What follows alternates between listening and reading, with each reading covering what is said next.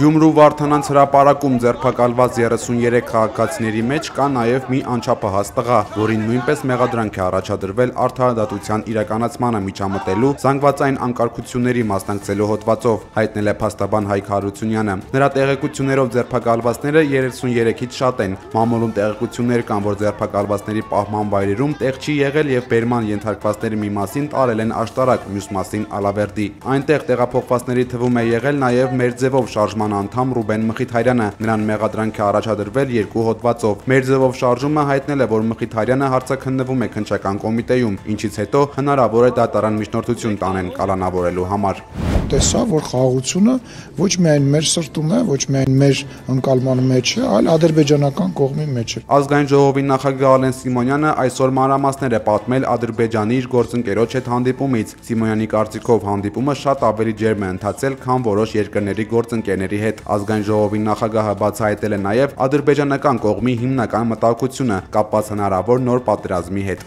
Մի պահ խոսակցություն եղավ, օրինակ ռազմական ագրեսիայի մասին, հա, որ սենց ասում են, որ կարող է սենց բան, ասեց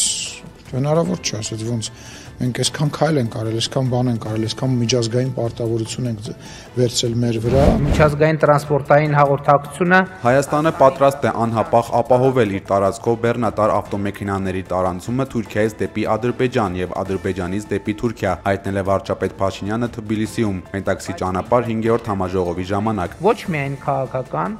այլև տեխնիկական առումով պատրաստ ենք հենց այսօրվանից, առանց չափազանցության հենց այսօրվանից,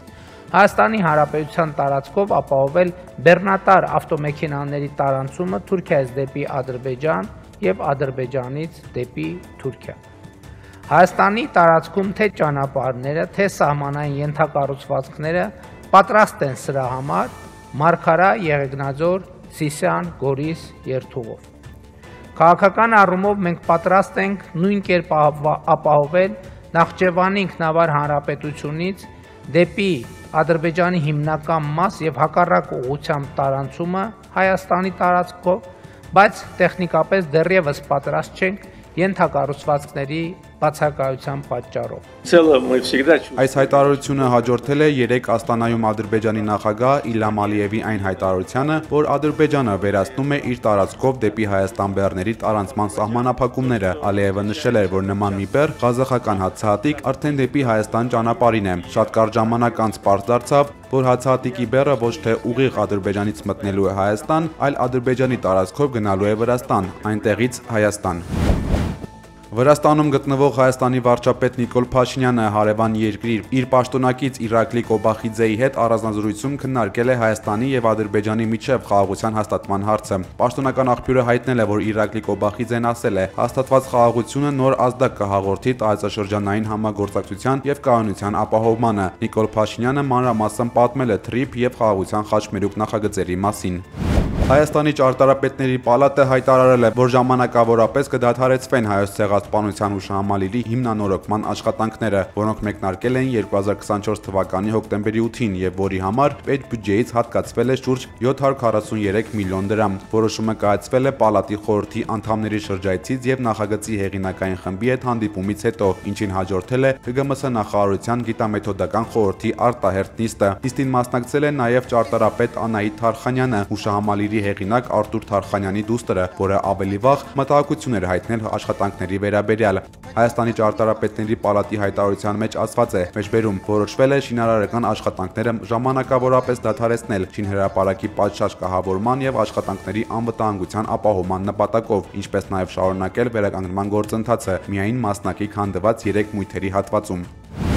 Էկոնոմիկայի նախարար Գևորգ Պապոյանը հետ պարբերականի լրագրողներից մեկին սխալմամբ ավելացրել է քաղաքացիական պայմանագրի Facebook-յան փակ խմբում, մինչ նախարարը փորձել է ուղղել սխալը եւ հեռացնել լրագրողին, խմբագրությունը հասցրել է ուսումնասիրել իշխող կուսակցության ներքին խոհանոցը, բացահայտելով քաղաքական իրադարձությունների կենտրոնացված կառավարման մանրամասներ։ Փակ խումբը ունի ավելի քան 850 անդամ, նրանց թվում է վարչապետ Նիկոլ Փաշինյանը, կուսակցության ղեկավարությունը, նախարարներ եւ պատգամավորներ։ Հետքի ուսումնասիրությունը բացահայտել է 2020 2023 թվականի սեպտեմբերին Երևանի ավագանու ընտրությունների քարոզարշավի ամփոփիչ հանրահավաքի մարդաշատությունը ապահովելու գործընթացը։ Նիկոլ Փաշինյանը փակխմբում գրառում է արել, խնդրելով բոլոր ջանքերը գործադրել մեջբերում երթի բազմամարդությունն ու էներգիան ապահովելու համար, ներգրավելով ընտանիքի անդամներին, ընկերներին եւ համախոհներին։ Վարչապետն իր գրառման մեջ ընդգծել է, որ վարչական ռեսուրսի կիրառումը պետք է բացառել։ Այնուամենայնիվ Փաշինյանի գրառման մեկնաբանությունները ըստ հետքի այլ բան են վկայում։ Կոտայքի փոխմարզպետ Հայկ Մկրտչյանը նշել է, որ ինքը կապահովի 25-ից 30 մարդու մասնակցություն։ Գավառի եւ Նոյեմբերյանի ավագանու իշխանական խմբակցության անդամները իրենց հերթին հայտնել են ողջ ռեսուրսով ներկա լինելու պատրաստակամության մասին։ Հետքը հարցադրում է անում, թե ինչպես կարող էին Գավառի կամ Նոյեմբերյանի ավագանու անդամները կազմակերպված մասնակցել Երևանի ավագանու ընտրությունների քարոզարշավին։ Քաղաքացիական պայմանագրի կողմից վարչական ռեսուրսի չարաշահման դեպք է բացահայտել լրագրող Լիա Սարգսյանը։ Այսօր սկսվել է վաղարշաբաթ խոշորացված համայնքի ղեկավարի ընտրության քարոզարշավը եւ իշխող ուժի տեխնացու Արգիշտի Մեխակյանի քարոզչական պաստառները բնակելի շենքերի ճակատային մասին ամրացրել են Էջմիածնի քաղաքապետարանի բարեկարգման բաժնի աշխատակիցները ծառայողական մեքենայով աշխատանքային ժամին։ Քաղաքապետարանի կոմունալի բաժնի աշխատողներ։ Բարեկարգման բաժնի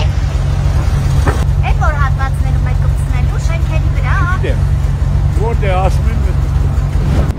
Ոստիկանի համազգեստով եւ դիմակներով անհայտ անձինք հոկտեմբերի 10-ին գիշերը 4:20-ին մտել են Երևանի Քերու փողոցում գտնվող հյուրանոցի սենյակներ, զենքի սպառնալիքով կապ կպելով հափշտակել բջջային հեռախոսներ, գումար եւ դիմել փախուստի։ Իրավապահները պարզել են, որ ավազակությունը կատարած 9 տղամարդկանցից մեկը Երևանի բնակիչ է, 41 տարեկան, մյուսները օտարերկրացիներ։ Խմբի 7 անդամներին ձերբակալել են, եւս 2-ին փնտրում են։ Պուտին-Թրամփ սպասվող հանդիպման վերաբերյալ իրար հակասող տեղեկությունների տարափ է միջազգային մամուլում։ Հեղինակավոր Reuters գործակալության Սպիտակ տան աղբյուրը հայտնել էր, թե Թրամփը հրաժարվել է հանդիպման մտքից։ Տեղի չեն ունենա նաև երկու երկրների արտգործնախարարների բանակցությունները։ Պուտինի խոսնակ Դմիտրի Պեսկովը այսօր հայտարարել է, որ կողմերը որոշել են անցկացնել գագաթնաժողովը, քանի որ Ուկրաինայում ստեղծված իրավիճակը պահանջում է երկու ղեկավարների միջամտությունը։ Տարածվող լուրերը, թե հանդիպումը չեղարկվել է, Մոսկվան որակել է բամբասանք եւ կեղծիք։ Ըստ Reuters-ի տեղեկության ռուսական կողմը նախորդ շաբաթ ոչ պաշտոնական փաստաթուղթ է ուղարկել ԱՄՆ, պահանջելով վերահսկողություն Արևելյան Դոնբասի վիճելի տարածքների նկատմամբ։ Պարբերականի աղբյուրի խոսքով այդ կետը հակասում է Թրամփի առաջարկած ներկայիս դիրքերում մնալու գաղափարին։ Տարածվող այս լուրերը մեկնաբանել է Թրամփը, ասել է, որ ԱՄՆ-ն եւ Ռուսաստանը որոշում չեն կայացրել նախագահ Վլադիմիր Պուտինի հետ Բուդապեշտում սպասվող գագաթնաժողովի վերաբերյալ եւ որ ինքը չի ցանկանում անիմաստ հանդիպում ունենալ։ Պարոն նախագահ, Վլադիմիր Պուտինի հետ հանդիպումը չեղարկվել է, հետաձգվել, թե ինչ է պատահել։